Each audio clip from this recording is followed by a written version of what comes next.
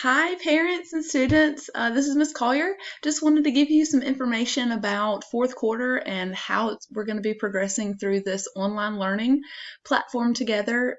So let me just jump right in. Go ahead and get started with Google Classroom.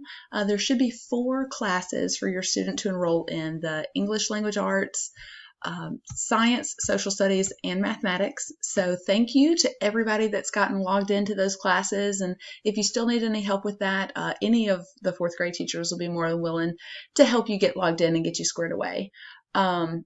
So I want to talk about specifically my class and how that learning progression is going to be set up. So I believe I can show you as we discuss it. So you'll see that my assignments are set up in 4 steps. So you have step 1, step 2, step 3, and step 4. So step 1 is going to be where students learn about the objective for the week and what we have planned. I'll address all the standards and the learning intentions and success criteria. Also in step 1 will be examples. So teacher provided examples of what that learning should look like. I'll record a different video and upload it here about how to do the work that's going to be assigned in step 2. So in step 2, there are 6 different assignments. Sounds like a lot, but it's not as much as you would think. So assignments 1 and 2 are both just to watch YouTube videos, and the links are embedded directly in there.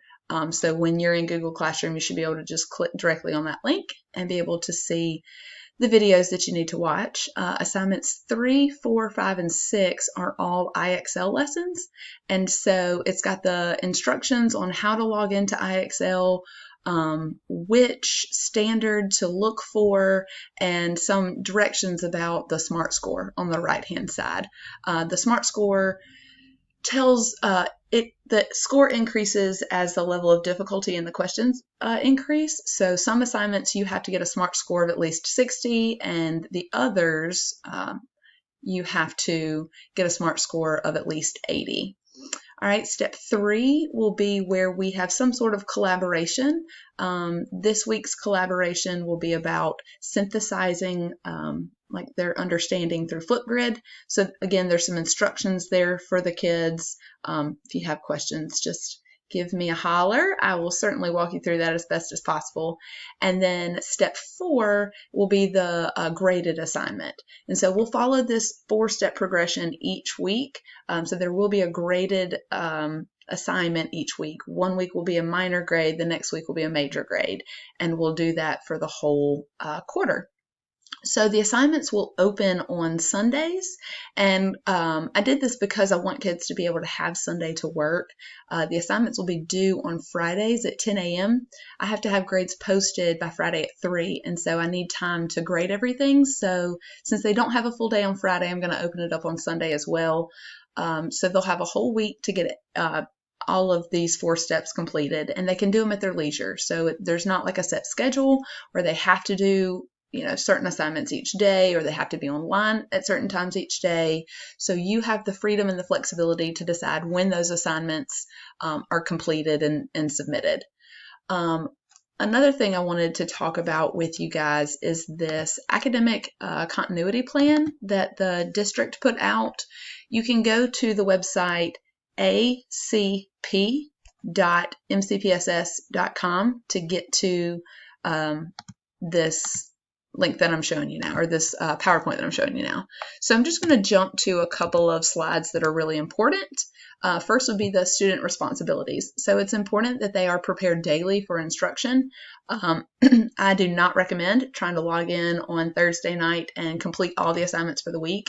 It's a lot for a week. It's not too much if they spread it out each day, maybe 45 minutes each day, but definitely they need to be prepared to spend an average of 45 minutes a day online.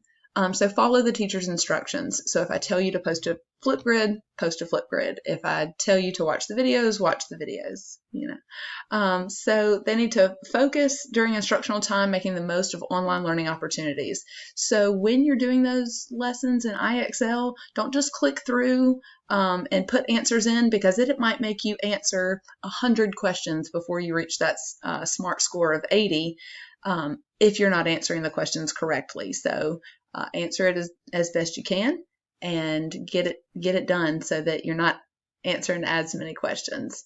It says submit all required work on time. This is important because I'm held to the standard of making sure that all grades are put into the computer by Friday at 3 p.m. So if you send me your quiz at 10 when it's due, then I have a few hours to get it graded and put it online.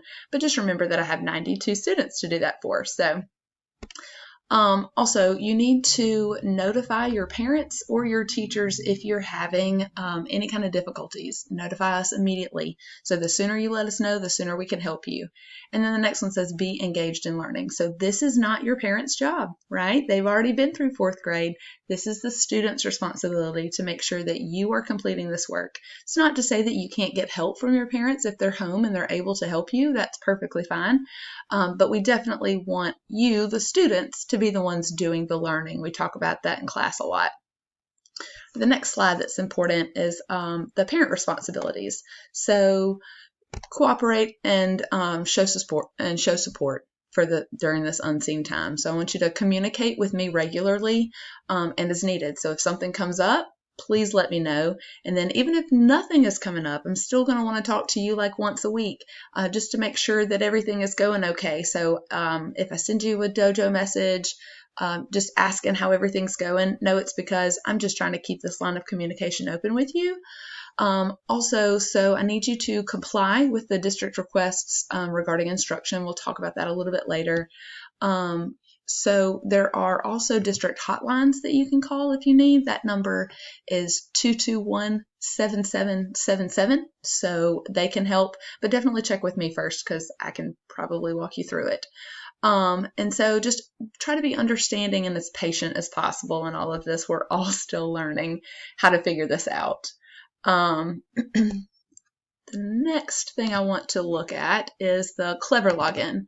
So here are some instructions about how to log in to Clever. Clever will store all of your students' passwords so that you're not trying to remember what is my password for IXL, what is my password for STEMscopes, what's my password for AR. All of these programs are up and running and they require different passwords, but Clever is like a central hub that will store all those passwords for them. So there are some directions here. I will also post these directions to the Class Dojo page. Mr. Malcolm may have done that already, but in case he did not, there are the instructions. You can always pause this video, go back and read them if needed. But it's pretty straightforward. Your student email address and password, every teacher has a list of those. So if you don't have that, just ask us. We will gladly get it to you. All right, the next thing we're going to take a quick glance at are the critical standards for 4th grade. This is what we're required from the district to teach our students for the remainder of the school year. So they're listed for reading, excuse me, mathematics, science, and social studies. So all 4 are there, and I'll upload this document as well. But you'll notice that there are 3 essential concepts for each subject. So it's just what we're going to focus on for the rest of the school year. All right, let's get back to this. Okay, so now we want to jump to slide 31. Okay, so with this end of the year grading, how that's going to work.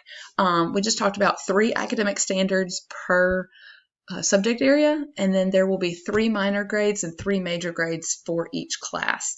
So the way that works out actually is we have 6 weeks in the remainder of the school year. We're only planning lessons until May the 22nd is far as I've been, as far as I can understand, it's May the 22nd is when we'll stop.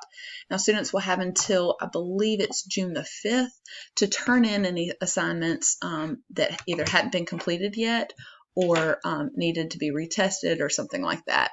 But the 3x3x3, so 3 minor grades, 3 major grades, and they're weighted. So the major grades are 60% of the course average, and the minor grades are 40% of the course average. You can still check their class averages in iNow. Like I said, we will be uploading their grades weekly, so you still can use iNow to check their grades. If you have trouble logging into iNow, give us a call, we'll help you, or just send us an email and we'll get it all figured out.